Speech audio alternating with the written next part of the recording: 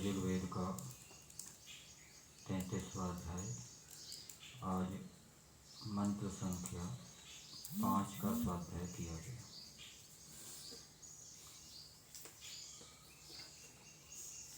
इस मंत्र का देवता है अग्नि और विषय के बारे में महर्षि दयानंद जी लिखते हैं,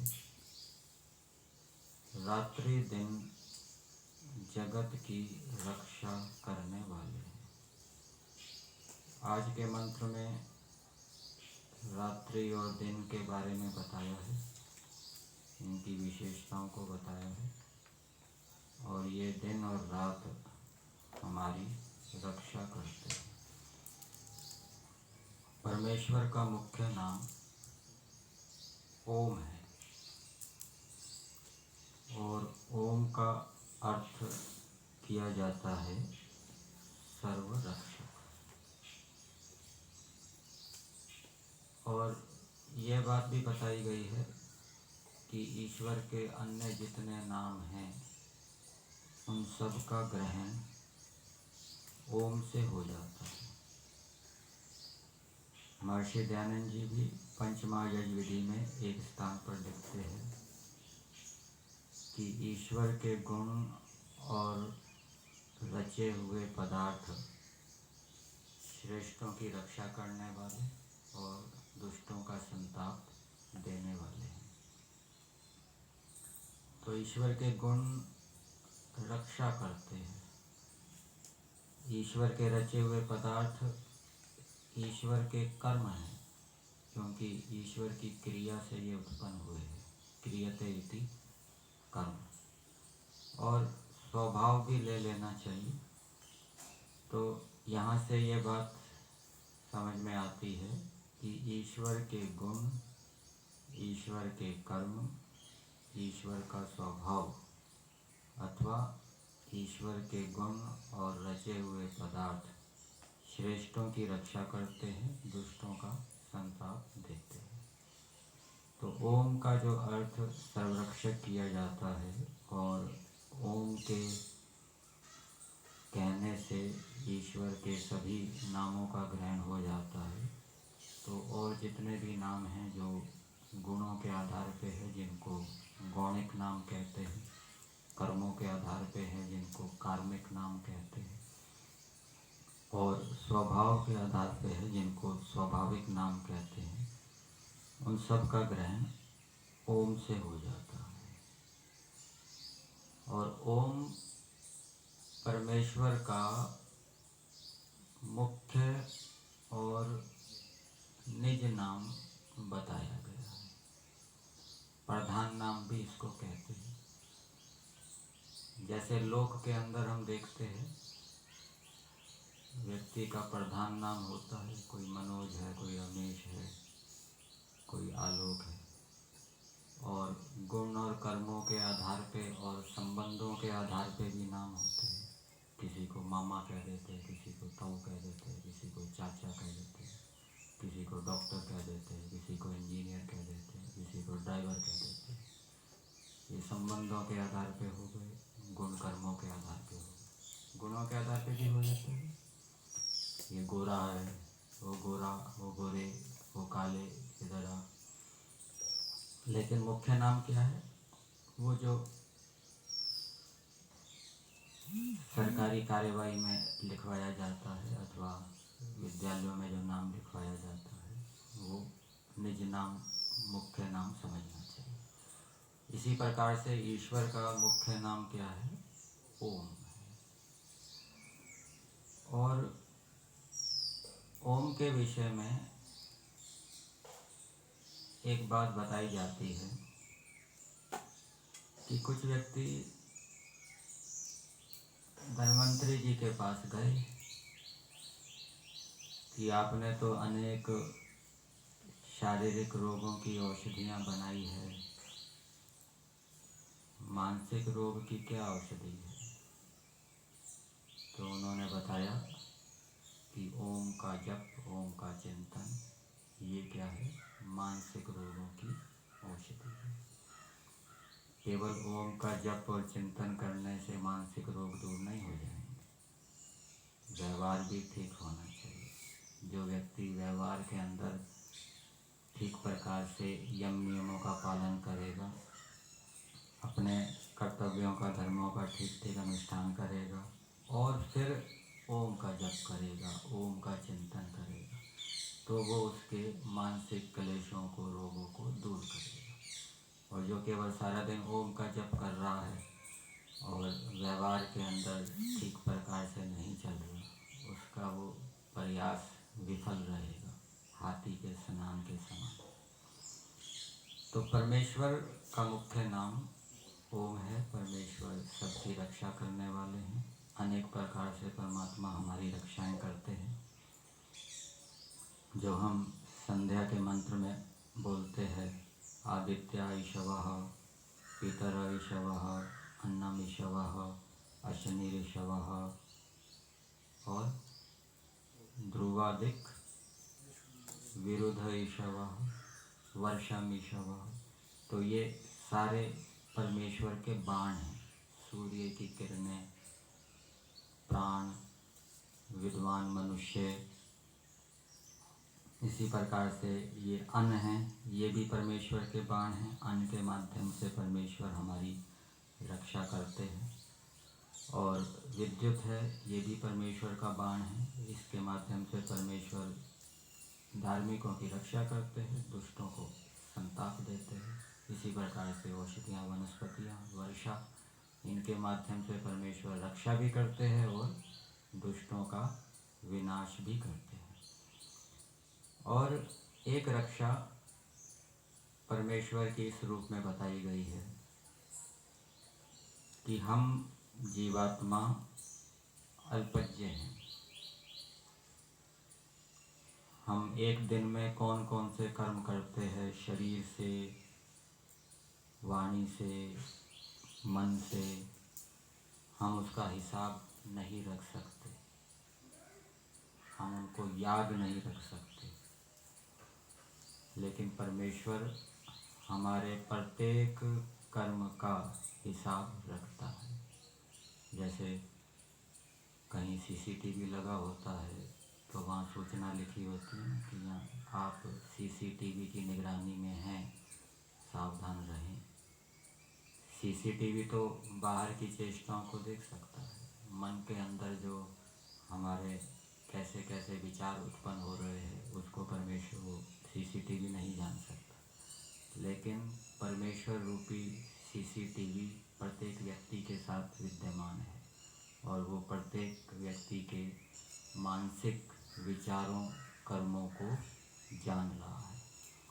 तो परमेश्वर ने हमारे कर्मों की व्यवस्था इस प्रकार से की है, जो भी हम अच्छे और बुरे कर्म करते हैं शरीर से, मन से, वाणी से, उनकी छाप मन के ऊपर पड़ जाती है। संस्कार के रूप में वो मन में स्थिर रहती है।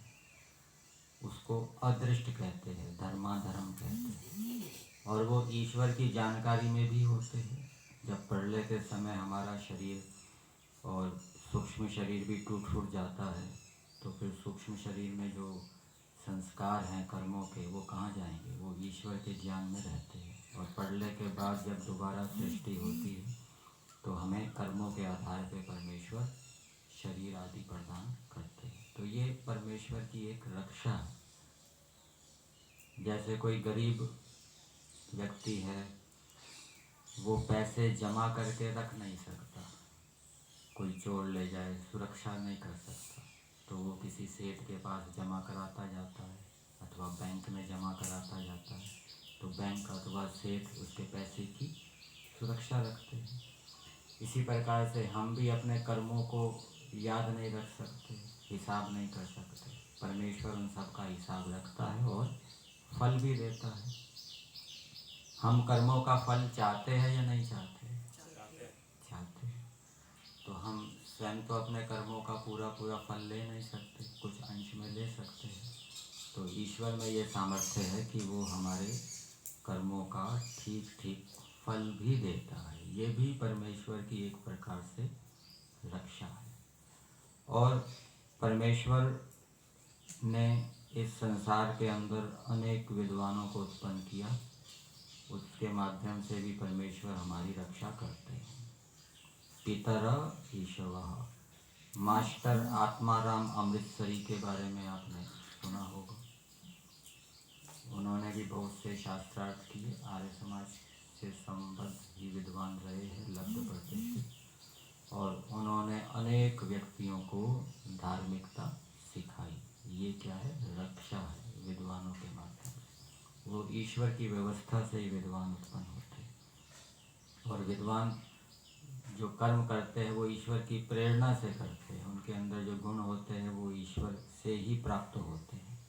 इसी प्रकार से आपने बंगाल के अंदर प्रसिद्ध शिक्षा शास्त्री, लेखक, संपादक, सुधारक ईश्वर चंद्र विद्यासागर जी का नाम सुना होगा। उन्होंने विधवा विवाह 18वीं सदी में, जब हिंदू समाज में विधवाओं की स्थिति बहुत अच्छी नहीं थी, तो उन्होंने विधवा विवाह के समर्थन में लोकमत तैयार किया और 1856 में विधवा विवाह कानून पारित करवाया। इसी प्रकार से स्वामी श्रद्धानंद जी हैं, उन्होंने भी आश पाठ विधि को क्रियात्मक रूप दिया। कहाँ पे? हरिद्वार में, कांगड़ी गांव में, गुरुकुल कांगड़ी के। तो इस रूप में ये विद्वान हमारी रक्षा करते हैं। अनेक क्रांतिकारी उत्पन्न हुए, उन्होंने देश की रक्षा के लिए अनेक कष्टों को सहन किया, बलिदान दिए। सावरकर के विषय में आपने सुना होगा। तो जब अंडमान निकोबार में थे, काला पानी जिसको कहा जाता था, तो वहाँ राजबंदियों को बार बार सत्यार्थ प्रकाश पढ़ने की प्रेरणा देते थे, ऐसा बताते हैं। तो ये सत्यार्थ प्रकाश एक महत्वपूर्ण ग्रंथ है, वो क्रांतिकारियों का भी प्रेरक रहा है। इस रूप में परमेश्वर हमारी रक्षा करते हैं, और परमेश्वर ने ये वेदों का ज्ञान दिया। वेदों के ज्ञान के माध्यम से भी हमें ईश्वर हमारी रक्षा करते हैं। एक अथर्ववेद के अंदर मंत्र आता है, वाचम अष्टापदिम नवस्रक्तिम ऋतस्पृशम इंद्रात अहम परिममे। एक विद्वान साधक व्यक्ति कह रहा है कि मैंने वेद रूपी वाणी को परमेश्वर से प्राप्त किया है, अर्थात इसका अर्थ किया है कि मैंने उसके रहस्य को परमेश्वर की कृपा से जाना है। और वो वेद रूपी वाणी कैसी है? अष्टापदिम, अष्टाध्यायी होती है। अष्टाध्यायी मतलब 8 अध्याय वाली, और अष्टापदिम मतलब 8 पदों वाली। 8 पद कौन से हैं वो बताए गए हैं। नाम, आख्यात, उपसर्ग और निपात, 4 हो गए। नाम के भी 2 विभाग किए हैं। नाम में कुछ नाम जातिवाचक होते हैं, कुछ नाम व्यक्तिवाचक होते हैं। जातिवाचक के अंदर गुणवाचक नाम भी आ जाएंगे। आख्यात भी 2 प्रकार के होते हैं। कौन से? प्रश्मयी पद और आत्मय पद। और निपात और उपसर्ग। निपात 3 प्रकार के बताए गए हैं। उपमा के अर्थ में निपात आते हैं, पाद को पूरा करने के लिए निपात आते हैं, और कर्म उपसंग्रह अर्थ में निपात आते हैं। इस प्रकार से ये 8 पदों वाली ये वेद वाणी है। और नवस्रक्तिम, ये मुख्य रूप से 9 अलंकारों वाली है, 9 अलंकारों से युक्त है, ऐसा वर्णन किया है। और ऋत स्पृशम, सत्य नियमों को बताने वाली है। सृष्टि के जो सत्य नियम हैं वो हम वेद के बिना नहीं जान सकते। तो ऐसी वेदवाणी को एक विद्वान व्यक्ति कह रहा है, इंद्रात अहम परिममे, इंद्र परमेश्वर से मैंने इस वेदवाणी को प्राप्त किया है, अर्थात उसके रहस्य को जाना है। जो व्यक्ति जितना शुद्ध अंतःकरण वाला होगा और जितनी अधिक विद्या से युक्त होगा उतना अधिक वो वेदवाणी के रहस्यों को जानेगा, उतना अधिक वो वेदवाणी से प्रेरणा को प्राप्त करेगा। और कुछ व्यक्ति ऐसे होंगे जो वेदवाणी को पढ़ के भी कुछ प्रेरणा नहीं प्राप्त करेंगे। वहाँ पर क्या कारण रहेगा? अंतःकरण की अशुद्धि और विद्या का अभाव। तो ऐसी वेदवाणी जो हमें सब सुखों को देने वाली है, सब दुखों को दूर करने वाली है, जिसके अनुकूल आचरण करके हम सांसारिक स्थायी सुख और मोक्ष सुख को प्राप्त करते हैं, ये परमेश्वर ने दी है। इसके माध्यम से परमेश्वर हमारी रक्षा करते हैं। रक्षा का एक स्वरूप आज के मंत्र में बताया है। रात्रि और दिन के माध्यम से भी परमेश्वर हमारी रक्षा करते हैं। मंत्र है द्वे विरूपे चरतः स्वर्थे अन्यान्या वत्सम उप धापयेते हरिः अन्यस्यां भवति स्वधावान शुक्रो अन्यस्यां ददृशे सुवर्चः। रात्रि और दिन जगत की रक्षा करते हैं। कैसे करते हैं इस मंत्र के अंदर बताया है। भावार्थ को पढ़ेंगे, कुछ समझ में आएगा, फिर मंत्र के पदों को देखेंगे।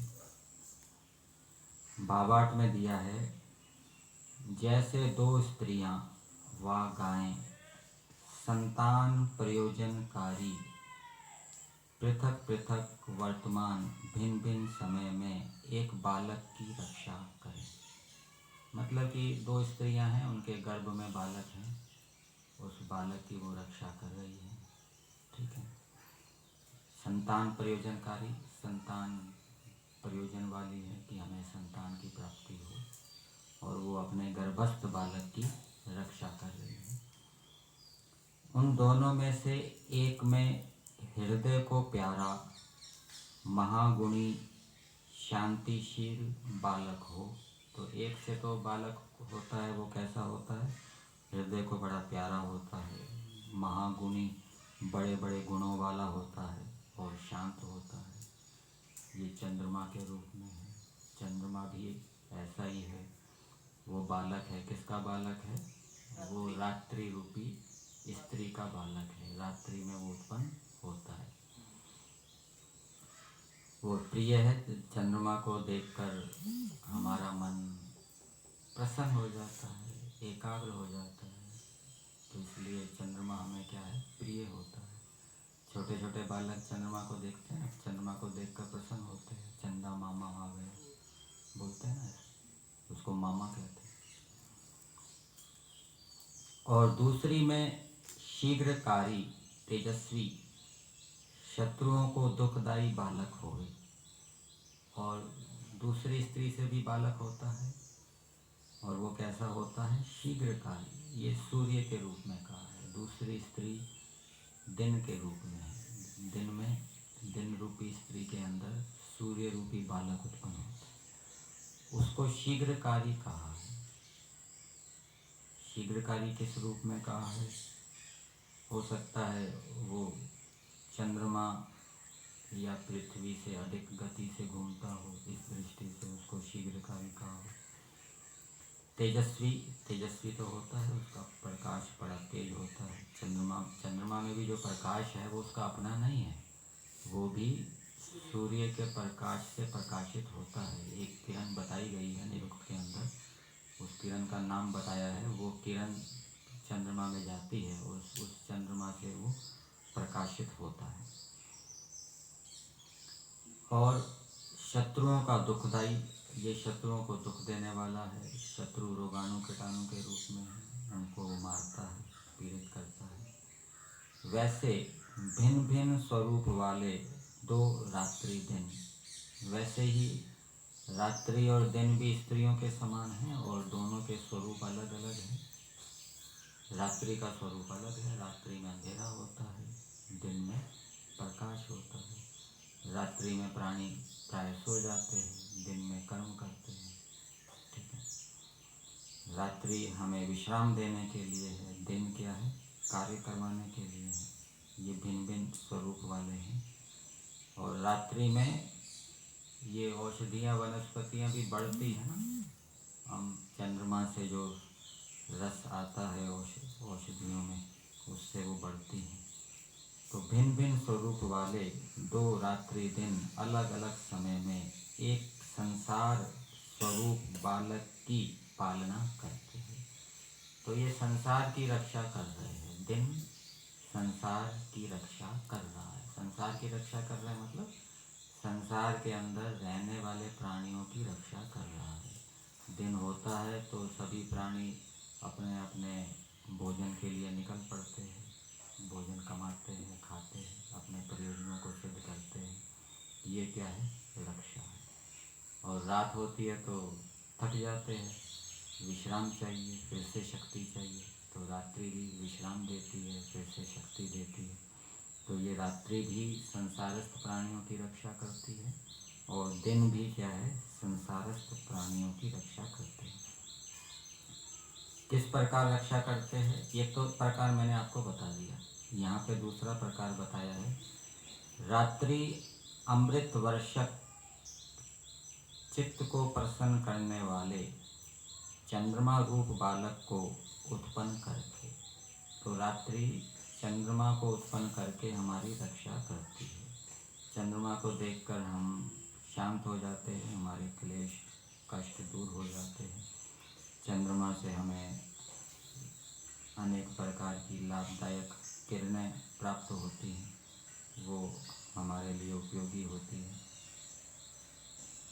और दिन रूप स्त्री तेजोमय सुंदर प्रकाश वाले सूर्य रूप पुत्र को उत्पन्न करके, और दिन सूर्य को उत्पन्न करके हमारी रक्षा करते हैं। सूर्य होता है, सूर्य उदय होता है तो उसके प्रकाश में हम अनेक प्रकार के काम कर पाते हैं। और उसके प्रकाश से फिर ये जो पौधे हैं, पेड़ पौधे, ये अपना भोजन आदि बनाते हैं। हम भी उसके प्रकाश से लाभान्वित होते हैं, सूर्य का सेवन करते हैं। सूर्य का सेवन भी हमारे लिए लाभदायक होता है। अब मंत्र के शब्दों को पदार्थ के माध्यम से देखते हैं। परमेश्वर कह रहे हैं मनुष्यों को संबोधित करते हुए, हे मनुष्यों,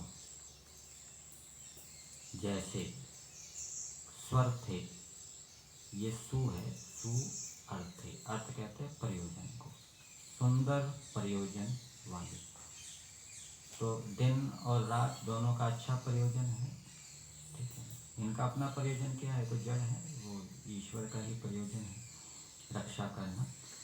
तो सुंदर प्रयोजन वाली दो विरूपे भिन्न भिन्न रूप की स्त्रियां, मतलब कि ये दिन रात चरतः भोजन आदि आचरण करती है।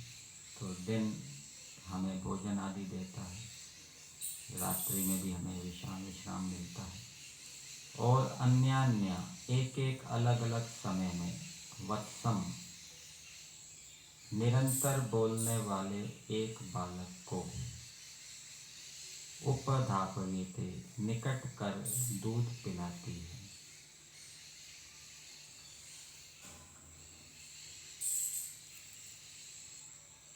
वत्सम शब्द के दो अर्थ किए हैं। एक तो वत्सम का अर्थ होता है संसार। संस्कृत भाग में देखेंगे, वसंती भूतानि अस्मिन्, जिसके अंदर प्राणी रहते हैं, वत्स धातु। इस कारण से संसार को भी वत्स कहते हैं और बालक को भी वत्स कहते हैं। क्यों कहते हैं? वदति सततम, वो बोलता ही रहता है निरंतर। छोटा बालक है, बोलता रहेगा, आ करता रहेगा, तो इस कारण से उसको वत्स कहते हैं। उपधापयते, तो उस बालक को वो निकट कर दूध पिलाती है। उन दोनों में से एक में स्वधावान प्रशस्त शांति आदि अमृत तुल्य गुण युक्त हरि, मन को हरने वाला पुत्र होता है। कौन? चंद्रमा। चंद्रमा को हरि भी कहेंगे क्योंकि वो मन को हरता है, मन को हर लेता है। मन को हरने का मतलब दूसरे विषयों से हर लेता है, अपनी ओर आकर्षित कर लेता है। मन को हरने वाला पुत्र होता है। और शुक्र शीघ्रकारी, वैसे शीघ्रकारी दिया है उसमें भी, संस्कृत भाग में भी दिया है। शुक्र का अर्थ पावकः दिया है, सूर्य है। आशुकारी बालश्च, वैसे ये शीघ्रकारी बालक का विशेषण दिया है। छोटा बालक होता है ना, वो बहुत हाथ पैर मारता है तेजी से, शीघ्रकारी देखा होगा ना आपने, हाथ पैर बड़े तेजी से मारता है। तो ये शीघ्रकारी बालक का विशेषण दिया है। सूर्य का विशेषण तो संस्कृत भाग में पावक दिया है, शुच दीप्तौ, ठीक है। तो शीघ्रकारी सुवर्चः, सुंदर तेजस्वी, अन्यस्याम, दूसरी में हुआ, ददृशे, दिख पड़ता है। वैसे ही सुंदर प्रयोजन वाले दो, काले श्वेत, भिन्न भिन्न रूप वाले। तो ये दिन और रात के भी भिन्न भिन्न रूप है। दिन काला है, वो दिन श्वेत सफ़ेद है, रात्रि काली है, उसमें अंधकार होता है। रात्रि दिन वर्तमान है, और एक एक भिन्न भिन्न समय में एक संसार रूप बालक को दूध आदि पिलाते हैं। उन दोनों में से एक रात्रि में अमृत रूप गुणों वाला मन का प्रसादक, प्रसादक मतलब प्रसन्न करने वाला, प्रसन्न शब्द भी प्रयपूर्वक शब्द धातु से बना है। मन को प्रसन्न करने वाला चंद्रमा उत्पन्न होता है। तो यदि मन को प्रसन्न करना है तो रात्रि को चंद्र दर्शन करना चाहिए, ठीक है। और द्वितीय दिन रूप वेला में पवित्र करता, ये सूर्य पवित्र करने वाला है, ठीक है। पवित्रता के लिए सूर्य का दर्शन करना चाहिए, उससे हमारा मस्तिष्क भी सात्विक होगा, शरीर भी शुद्ध होगा, पसीने निकलेंगे। सुंदर तेज वाला सूर्य रूप पुत्र दिख पड़ता है, ऐसा तुम लोग जानो। तो इस मंत्र के माध्यम से साक्षात रूप से तो दिन और रात का वर्णन किया है कि ये दिन और रात हमारी रक्षा करते हैं, सूर्य और चंद्रमा को उत्पन्न करके, और भी अनेक प्रयोजन इनके माध्यम से सिद्ध होते हैं। और परंपरा से ये मंत्र ईश्वर का वर्णन कर रहा है कि ईश्वर इन दिन और रात्रि के माध्यम से अथवा सूर्य और चंद्रमा के माध्यम से सारे जगत की रक्षा करते हैं। तो वेद के सभी मंत्र कहीं साक्षात, कहीं परंपरा से वो ईश्वर का वर्णन करते हैं।